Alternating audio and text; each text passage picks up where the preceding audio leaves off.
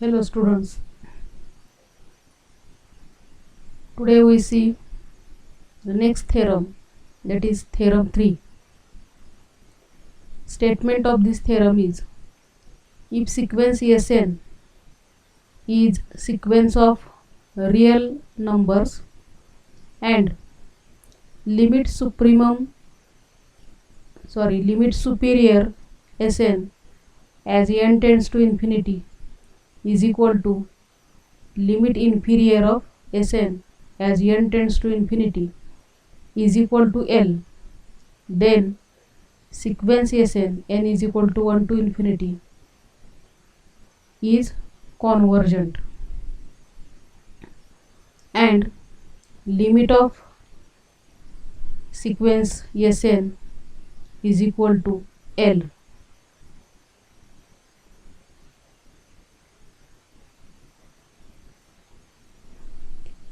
So here we have given that limit superior of Sn and limit inferior of Sn are equal, and that is equal to L.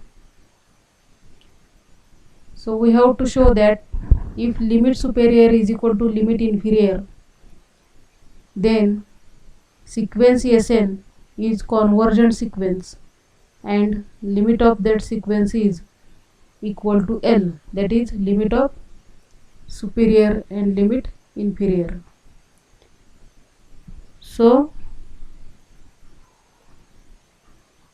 we have to prove that limit of Sn is equal to L, where L is limit superior and it is also limit inferior of Sn. So we have given sequence Sn of real numbers and limit superior Sn is equal to limit inferior Sn is equal to L. So limit superior Sn means we denote it by capital Mn. Limit superior Sn is denoted by capital Mn, and limit inferior of Sn is denoted by small mn. So we have given that values are equal and that is equal to capital L. So again this capital Mn is nothing but LUB of set Sn, Sn plus 1, Sn plus 2 dash dash. So that means capital Mn is least upper bound of this set Sn, Sn plus 1, Sn plus 2 dash dash, and small mn is GLB, that is greatest lower bound of this set Sn, Sn plus 1, Sn plus 2 dash dash. So now we have given that this capital Mn, that is LUB of this set, is equal to capital L, and small mn, that is GLB, is equal to, also it is equal to capital L. And we know the definition of limit. Since limit capital Mn is equal to L and limit small mn is equal to L, we use definition of limit. So for capital Mn, limit of capital Mn is equal to L, we can say that for given epsilon greater than 0, there exists capital N1 such that mod Mn minus L is less than epsilon for n greater than or equal to capital N1. This is definition of limit. Limit of Mn is equal to L, therefore for given epsilon there exists integer. So we have taken here capital N1 for capital Mn and small n2, capital N2 for small mn. So we have written, similarly we have For small mn there is integer capital N2, and we can write mod mn minus L is less than epsilon for n greater than or equal to capital N2.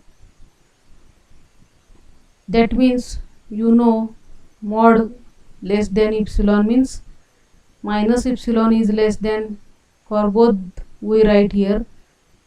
For capital Mn we write minus epsilon less than capital Mn minus L less than epsilon, and for small mn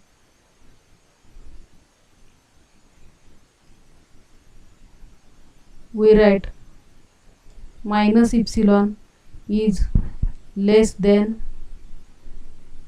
small mn minus L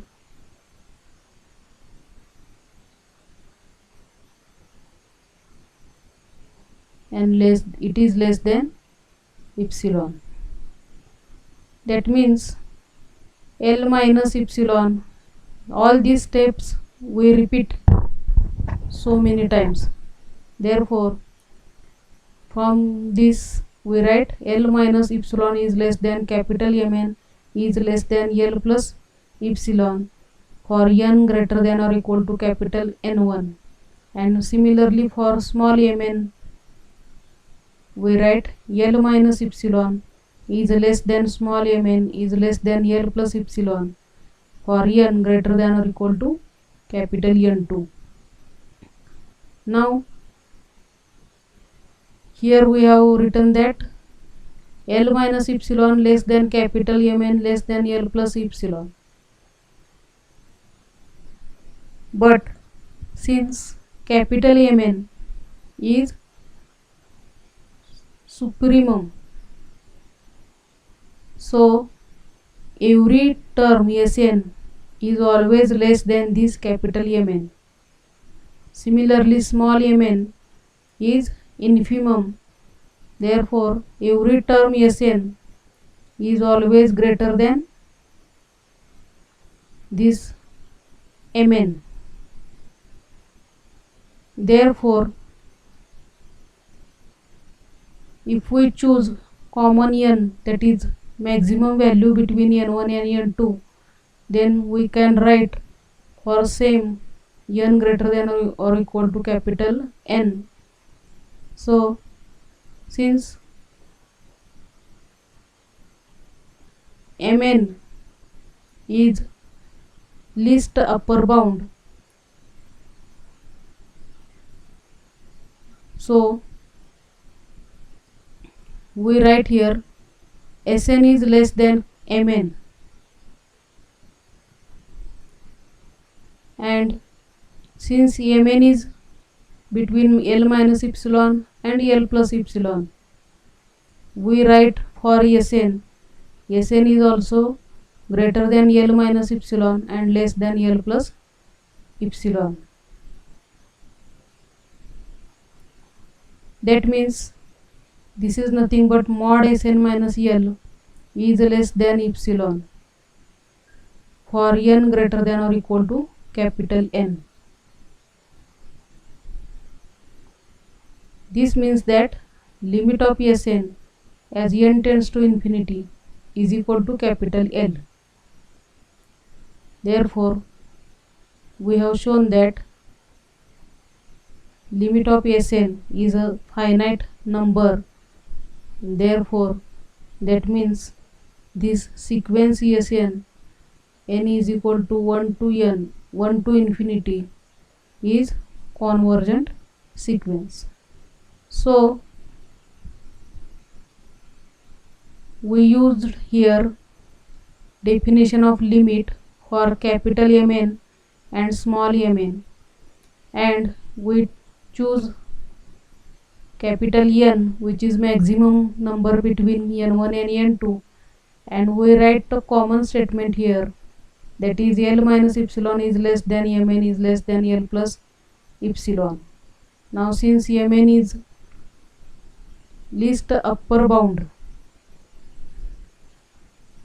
of this set Sn plus 1, therefore from this we can write Sn is less than this capital Mn, and therefore from this L minus epsilon less than Mn less than L plus epsilon, we can write for Sn L minus epsilon less than Sn less than L plus epsilon, and from that we can write mod Sn minus L is less than epsilon for n greater than or equal to capital N.